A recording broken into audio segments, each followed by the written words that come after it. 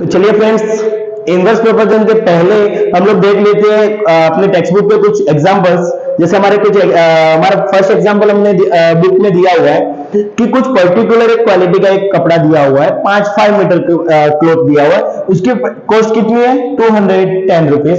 तो बोला है कि ऐसे ही अगर 2 मीटर का कपड़ा लेना है, 4 मीटर, 10 एंड 13 इतने मीटर का अगर हमें कपड़ा चाहिए तो हमें कितना कॉस्ट लगेगा।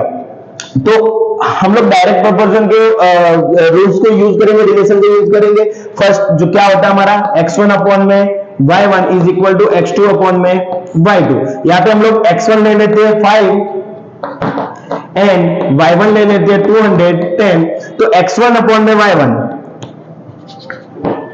पहला हमें फाइंड करना है 2 मीटर के लिए। ओके, फर्स्ट फाइंड करना है 2 मीटर के लिए। तो क्या हो गया x1 अपॉन में y1 is equal to x2 upon में y2।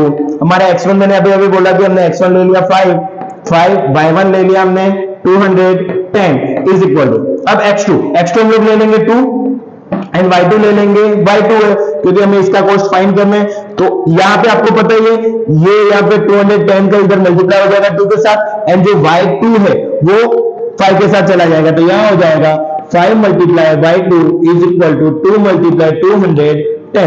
y2 is equal to 2 multiply 210 upon में 5। सॉल्व करते हैं इसको। y2 is equal to 2 multiply 210 upon में 5 से कट करो, 5 1 जा 5, 5 4 जा 20 एंड 5 2 जा 10।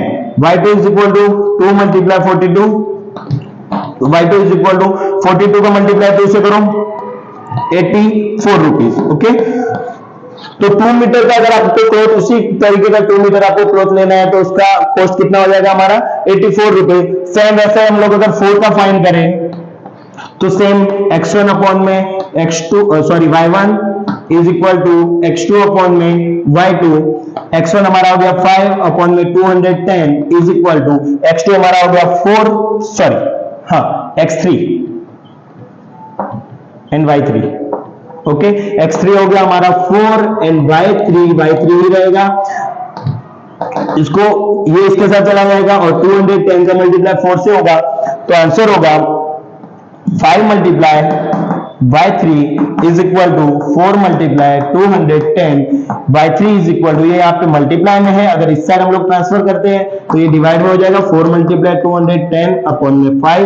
कट करो, 5 1 जा 5, 5 4 जा 20 एंड 5 2 जा 10। y3 is equal to 4 multiply 42। Answer आएगा y3 इज इक्वल 168 रुपीज।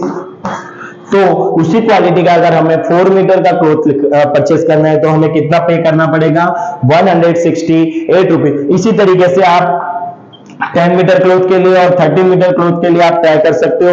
आगे का जो 10 मीटर और 13 मीटर का क्या कॉस्ट होगा आप खुद सॉल्व करके देख लीजिएगा। अगर कोई भी डाउट हो तो आप हमारे कमेंट बॉक्स में जरूर पूछिएगा। तो इस तरीके से ये हमारा फर्स्ट एग्जांपल दिया गया था, जो मैंने दो ही फाइंड किए 2 मीटर एंड 4 मीटर के लिए, 10 मीटर एंड 13 मीटर के लिए आप खुद ट्राई करना। एंड नेक्स्ट हम लोग नेक्स्ट एग्जांपल देखते हैं आगे। तो स्टूडेंट्स, सेकंड हमारा टेक्स्ट बुक का एग्जांपल है कि अब 14 मीटर हाइट, एक 14 मीटर हाइट वाला एक इलेक्ट्रिक पोल है तो उसका शैडो कितना बढ़ रहा है 10 मीटर का। ओके, 14 मीटर हाइट का एक इलेक्ट्रिक पोल है तो उसका शैडो कितने मीटर का बन रहा है 10 मीटर का। इसी के अगर पूछा गया कि ट्री है जिसका शैडो बन रहा है 15 मीटर का तो उसकी हाइट कितनी होगी। आई बात समझ में? क्वेश्चन क्या दिया ध्यान से पढ़ लीजिएगा। अगर आपके पास टेक्स्ट बुक अभी अवेलेबल नहीं है तो स्क्रीन पे क्वेश्चन शो हो रहा होगा। 14 मीटर इलेक्ट्रिक पोल की हाइट है, कितनी हाइट है इलेक्ट्रिक पोल की 14 मीटर, बहुत छोटा सा एग्जांपल है। तो उसका शैडो कितना बन रहा है 10 मीटर का। तो नेक्स्ट उसमें पूछा है कि एक ट्री है जिसका शैडो बन रहा है 15 मीटर तो उसका उस ट्री की हाइट कितनी होगी। तो हमारे तो डायरेक्ट प्रोपोर्शनल वाला जो रिलेशन है वो यूज करेंगे, जैसे x1 अपॉन में y1 is equal to x2 upon में y2। हमारा x1 क्या हो जाएगा 40 जो हमारे इलेक्ट्रिक पोल की हाइट है, y1 क्या हो जाएगा उसका इलेक्ट्रिक पोल का जो शैडो है वो x2 हमें दिया हुआ नहीं है जिसको हमने x माना हुआ है, तो x अपॉन में y2 ट्री जो एक पेड़ दिया हुआ उसका शैडो कितना बन रहा है 15 मीटर का। ओके, अब इसको सॉल्व कर लेंगे। ये 15 यहाँ पे डिवाइड में इस साइड जाएगा तो मल्टीप्लाई हो जाएगा, और हमें x फाइंड करना है तो इसको इधर ही रखेंगे और ये 10 इधर ही रहेगा। तो 14 मल्टीप्लाई 15 अपॉन में 10 इज इक्वल टू x। इसको लिख लेंगे x is equal to 14 multiply 15 10। तो x इज इक्वल 14 का मल्टीप्लाई 15 से करो 180 अपॉन में सॉरी 210 अपॉन में 10, 0 से 0 कट हो जाएगा तो आंसर आएगा x is equal to 21 metre. तो जब इलेक्ट्रिक पोल की 14 मीटर हाइट है तो उसका शैडो बन रहा है 10 मीटर का, तो जब शैडो बन रहा है ट्री का 15 मीटर का तो उसकी हाइट कितनी होगी ट्री की 21 मीटर। आई बात समझ में? अगर इस एग्जांपल में कोई डाउट हो तो आप जरूर पूछिएगा। अब हम लोग बढ़ते हैं नेक्स्ट एग्जांपल की तरफ। तो चलिए स्टूडेंट्स हम लोग नेक्स्ट एग्जांपल देखते हैं। नेक्स्ट एग्जांपल हमें दिया हुआ है कुछ पेपर शीट के बारे में। तो पेपर शीट बोला है कि 12 पेपर शीट, उसका वेट दिया हुआ है ग्राम में। किसमें दिया हुआ है? ग्राम में। 12 पेपर शीट, 12 पेपर शीट का जो वेट है वो कितना है? 40 ग्राम। तो क्वेश्चन हमें ये पूछा है कि कितनी पेपर शीट होगी जिसका वेट 2.5 केजी दिया है। इतना याद रखना कि क्वांटिटी सेम होनी चाहिए, जैसे कि ये ग्राम में दिया है और इसका वेट दिया है केजी में। तो सबसे पहले आपको क्या करना पड़ेगा, ये जो केजी में वेट दिया उसको आपको ग्राम में चेंज करना पड़ेगा। तो जैसे 2.5 केजी है, 2.5 केजी को हम ग्राम में चेंज करेंगे तो 1 केजी इज इक्वल टू कितना होता है? 1000 ग्राम। ओके, तो 2.5 केजी में कितना ग्राम हो जाएगा? 1000 मल्टीप्लाई 2.5, आंसर आएगा 2500 ग्राम। ओके, तो यहाँ पे कितना हो जाएगा? 2500। अब हमें पूछा ये है कि कितने ऐसी पेपर शीट हमें लेनी पड़ेगी, कितनी पेपर शीट होगी जिसका वेट कितना हो जाएगा?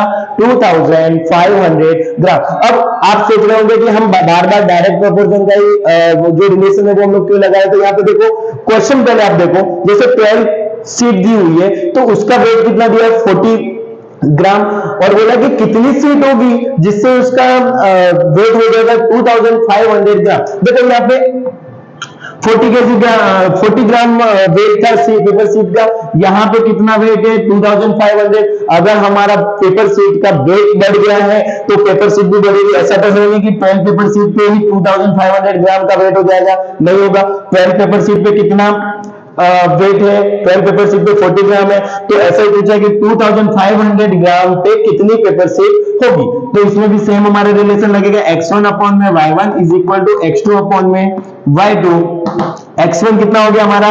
12, y1 40, x2 x जो हमें पता ही नहीं, जो हमें फाइंड करना है, एंड y2 कितना हो गया? 2500। चलो सॉल्व करते हैं। 2500 का मल्टीप्लाई 12 से हो जाएगा, 12 मल्टीप्लाई 2500 अपॉन में 40 इज इक्वल टू x।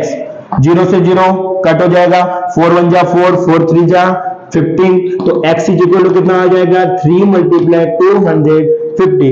तो x की वैल्यू कितनी हो जाएगी? 750। तो कितनी पेपर शीट होगी? 750 पेपर शीट का वेट कितना हो जाएगा हमारा? 2500। ओके, आई होप ये एग्जांपल भी आपको समझ में आएगा। अब हम लोग देखते हैं आगे का next example, example number 4 text book का। चलिए फ्रेंड्स, अभी हम लोग अगला एग्जांपल देखते हैं। एग्जांपल नंबर 4 ट्रेन की स्पीड के बारे में बोला है। ट्रेन की स्पीड, एक ट्रेन की एक यूनिफॉर्म स्पीड, एक सिंपल एक ही स्पीड से चल रही है ट्रेन, 75 किलोमीटर की 75 की स्पीड से चल रही है, 75 किलोमीटर पर आवर की स्पीड से। और बोला गया है कि हमें फाइंड क्या करना है? How far will it travel in 20 minutes. यहाँ पे देखो 20 मिनट्स की बात कर ली है, तो इसीलिए हम लोग यहाँ पे time taken in 20 minute in minutes, हम लोग यहाँ पे टाइम किसमें ले रहे हैं? मिनट्स में। तो सबसे पहले तो इसमें जो हमें दोनों वैल्यू दी हुई, दोनों क्वांटिटी दी हुई है वो लिख लेते हैं। जैसे 75 किलोमीटर मीन 75 किलोमीटर ट्रेन को 75 किलोमीटर का डिस्टेंस ट्रैवल करने में कितना टाइम लग रहा है? 1 आवर। उसको हम लोग इधर मिनट में लिखेंगे, कितना मिनट हो जाएगा? 60 मिनट। ओके, एंड सेकंड क्या दिया? How far will it travel in 20 minute. 20 minutes की बात की है तो यहाँ पे हो जाएगा 20 मिनट्स। ओके, और हाउ फार कितना डिस्टेंस ट्रैवल करेगा 20 मिनट्स में, तो यहाँ पे हो जाएगा हमारा x। एंड ओके, तो अभी हमें फाइंड करना है कि 20 मिनट में कितना डिस्टेंस ट्रैवल करेगी। तो रिलेशन हमारा डायरेक्ट प्रोपोर्शन का x1 अपॉन में y1 is equal to x2 upon में y2। आंसर x1 कितना है? 75 y1 हमारा हो गया 60, x2 कितना हो गया x, एंड y2 कितना हो गया हमारा 20। सॉल्व करेंगे तो 75 मल्टीप्लाई 20 अपॉन में 60, 0 से 0 कट, ओके आंसर हो गया हमारा x is equal to 75 multiply 2 upon में 6। ये भी कट होगा, 2 1 जा 2, 2 3 जा 6, 3 से कट करो, 3 1 जा 3, 3 2 जा 6 एंड 3 5 जा 15। x is equal to 25 kilometre. तो 20 मिनट में वो ट्रेन कितना डिस्टेंस ट्रैवल करेगी, 20 मिनट्स में कितना डिस्टेंस ट्रैवल करेगी, 25 किलोमीटर। अब जो सेकंड क्वेश्चन पूछा है उस पर हम लोग फोकस करते हैं। Find the time required to cover a distance of 250 kilometre. बोला है कि 250 किलोमीटर डिस्टेंस कवर करने में हमें कितना टाइम लगेगा। तो हमारे किलोमीटर में यहाँ पे तो 250 किलोमीटर फाइंड करने में डिस्टेंस ट्रैवल करने में ट्रेन को कितना टाइम लगेगा। तो हमें टाइम फाइंड करना, ये हो गया हमारा y। हमारे डायरेक्ट प्रोपोर्शन का रिलेशन आपको मैंने बताया है, x1 अपॉन में y1 is equal to x2 upon में y2। x1 में हमारा क्या होगा, आप इसको भी ले सकते हो, इसको भी ले सकते हो, जो फाइंड किया वो हम लोग इसको लेते हैं 75, तो 75 अपॉन में 60 इज इक्वल टू x2 हमारा कितना हो गया 250 अपॉन में y1 नहीं पता है तो y। अब ये y हमारा आप इधर ले लो और ये 75 को नीचे ले लेंगे तो इधर हो जाएगा y is equal to 250 multiply 60, ये 60 का मल्टीप्लाई 250 से होगा अपॉन में 75। ओके अब 75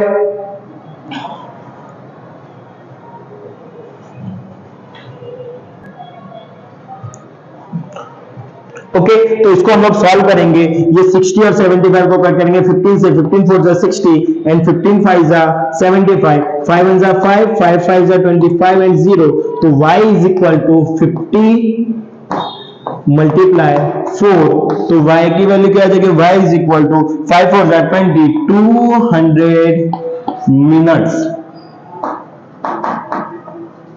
200 मिनट। तो उसको डिस्टेंस कवर करने में 250 किलोमीटर का डिस्टेंस कवर करने में कितना टाइम लगेगा, 200 मिनट्स। ओके चलो अब हम लोग बढ़ते हैं नेक्स्ट एग्जांपल में। हमारा एक और एग्जांपल बाकी है एक्सरसाइज के पहले, एग्जांपल नंबर 5, तो अभी हम इसको सॉल्व करते हैं। ओके स्टूडेंट, तो हम नेक्स्ट देखते हैं एग्जांपल नंबर 5। एग्जांपल नंबर 5 हमें दिया हुआ है एक मैप के बारे में कि कोई भी दो सिटीज है, दो सिटीज के बीच में मैप में जो डिस्टेंस है वो है 4 सेंटीमीटर। दो सिटीज के बीच का जो मैप में डिस्टेंस है वो कितना है, 4 सेंटीमीटर। तो हमें फाइंड करना है कि उन दो सिटीज के बीच में एक्चुअल डिस्टेंस कितना होगा। क्या फाइंड करना है कि एक्चुअल डिस्टेंस, एक मैप दिया हुआ है, अब मैप में तो एक्चुअल डिस्टेंस बताया नहीं जाता, मैप में बताया जाता है सेंटीमीटर में कितना, एक दूसरे से कितना सेंटीमीटर दूर है।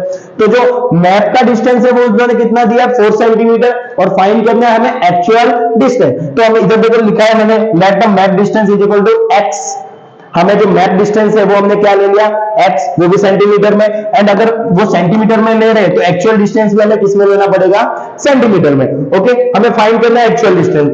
रेशियो दिया 1:3 करोड़। ओके 1 रेशियो कितना दिया हुआ है, 3 करोड़। तो इसका हम लोग लिख लेंगे 1:3 crore is equal to x ratio y।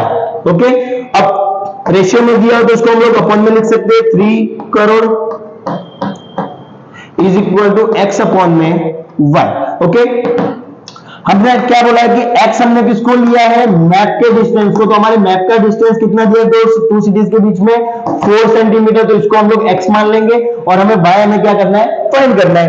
तो इसको हम लोग सबसे पहले तो 3 करोड़ को हम लोग लिख लेते हैं स्टैंडर्ड फॉर्म में। ओके स्टैंडर्ड फॉर्म में हमने पीछे पढ़ा था एक्सपोनेंट एंड पावर्स वाले चैप्टर में। तो 3, अब कितने 0, 1 2 3 4 5 6 एंड 7, 10 की power 7 is equal to x की जगह हमारा क्या हो जाएगा, 4 सेंटीमीटर अपॉन में y। y की वैल्यू फाइंड करनी है, y इधर चला जाएगा, ये 3 मल्टीप्लाई 10 की पावर 7, ये 4 के साथ मल्टीप्लाई में, तो y is equal to 4 multiply 3 multiply 10 की पावर 7, तो y इज इक्वल टू कितना हो जाएगा, 4 3 जा 12 मल्टीप्लाई 10 की पावर 7 सेंटीमीटर। ये हमारा आंसर है सेंटीमीटर में। अब दो सिटीज के बीच में हमें अगर डिस्टेंस फाइंड करना है तो हम लोग किलोमीटर में फाइंड करेंगे। तो किलोमीटर में चेंज करने के लिए क्या करेंगे हम लोग,